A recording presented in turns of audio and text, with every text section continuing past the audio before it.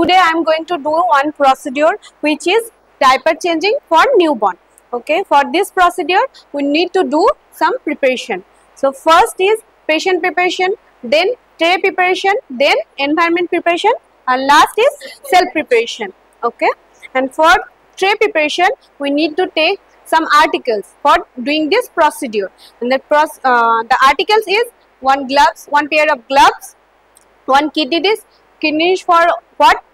For discard that soiled diaper or waste particles. Okay, and second we have to take that the pocket diary with pen for proper documentation and report and for recording or reporting, and we have to take diaper for changing the diaper after we have to use, and Gallipot with wet cotton for cleaning, and sanitizer for sanitization, and towel with Macintosh. Okay, now first তো প্রথমে আমরা কি করব যে প্রথমে হলো আমরা দেখব প্রথমে আমরা হ্যান্ড ওয়াশ করে নেব। হ্যান্ড ওয়াশ করে নেওয়ার পর কি করব, প্রথমে আমরা চেক করব যে বেবি কিছু পাস করেছে কি করেনি। ঠিক আছে,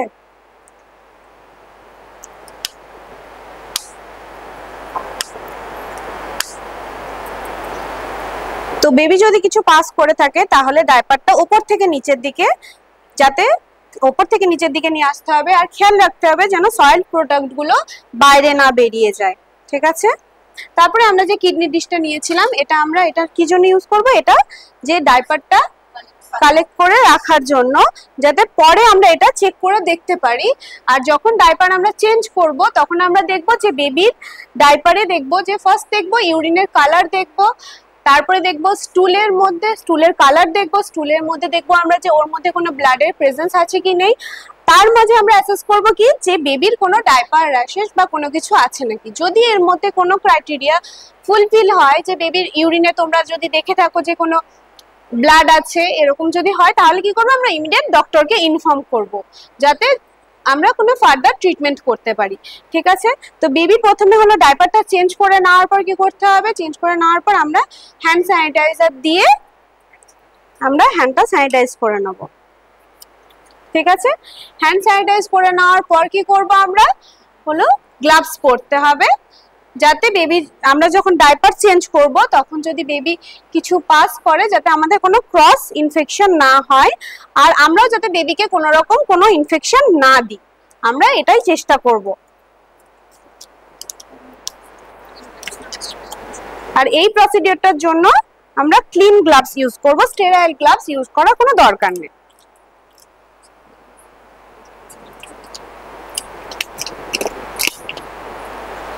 তো এবার প্রথমে নিতে হবে গ্যালিপট উইথ ওয়েট কটন। ঠিক আছে, ওয়েট কটন নিয়ে কি করবে, প্রথমে হলো বেবির পা দুটো হোল্ড করতে হবে, খুব বেশি উপরে যেন না হয়, খেয়াল রাখতে হবে, কারণ বেশি উপরে হলে বেবির স্পাইনে এফেক্ট পড়বে। আর যখন আমরা গার্ল বেবির ক্ষেত্রে আমরা যখন ক্লিন করব তখন আমরা দেখব যে উপর থেকে নিচের দিকে। ঠিক আছে, ওয়ান স্ট্রোকে ক্লিন করলাম আপার টু লোয়ার করে দেন ডিসকার্ড। ঠিক আছে, রাইট সাইড একটা কটন দিয়ে ক্লিন করলে লেফট সাইড যখন ক্লিন করবে তখন সেই কটনটা ইউজ করা যাবে না, তখন আবার একটা নতুন কটন নিতে হবে। ঠিক আছে, এটা উপর থেকে নিচের দিকে। গার্ল বেবির ক্ষেত্রে কি করব, লেবিয়া মেজরা টু লেবিয়া মাইনরা। ঠিক আছে, এভাবে ভালোভাবে ক্লিন করতে হবে, আর বেবির পাটা হালকা উপরে হোল্ড করবে। ঠিক আছে, ক্লিন করার পরে আমরা কি করব, বেবিকে ডাইপারটা চেঞ্জ করব। ঠিক আছে, বা যে নতুন যে ডাইপারটা আছে এটা পরাতে হবে। আর বেবির ডাইপার যখন চেঞ্জ করবে, যখন তোমরা ওয়েট কটন দিয়ে বেবির জেনিটালিস এরিয়াটা ক্লিন করবে তখন সঙ্গে সঙ্গে বেবিকে ডাইপার পরাবে না, অ্যাটলিস্ট 10 to 15 সেকেন্ড টাইম দিতে হবে যাতে এরিয়াটা একটু ড্রাই হয়ে যায়। আমরা যদি সঙ্গে সঙ্গে পরিয়ে দিই তাহলে কি হবে, বেবির যে এরিয়াটা ড্রাই ওয়েট থাকলে যদি মানে তুমি পরিয়ে দাও ডাইপারটা, তাহলে কি হবে যে বেবির ওখানে ফার্স্ট ইনফেকশন হওয়ার চান্সেস বেড়ে যাবে, আর সেখান থেকে বেবির র্যাশেস হতে পারে। ঠিক আছে, তো আমরা চেষ্টা করব যে বেবিকে মিনিমাম 10 to 15 সেকেন্ড টাইম দেওয়ার।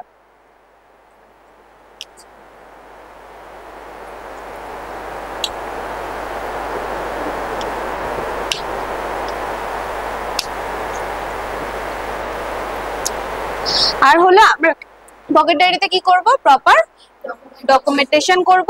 ডকুমেন্টেশনে কি কি দেখবে, যে বেবির কোন রকম মানে ইউরিনের কোনো ব্লাড প্রেজেন্ট আছে কি নেই, আর হলো স্টুলে কোনো ব্লাড প্রেজেন্ট আছে কি নেই।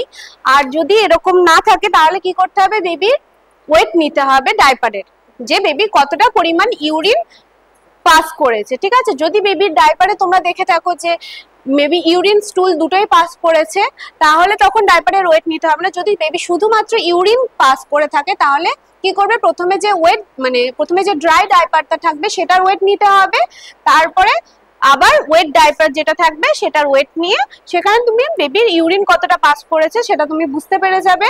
আর হলো বেবির স্টুলে দেখতে হবে সেটা ওয়াটার স্টুল করছে কিনা, ওটা তোমাকে নোটিস করতে হবে। ঠিক আছে, তো আর যদি তোমরা এবার বলো, তোমরা যখন বেবির ডাইপার চেঞ্জ করবে তখন কি করবে, কি দেখবে, তোমরা কি অ্যাসেস করবে?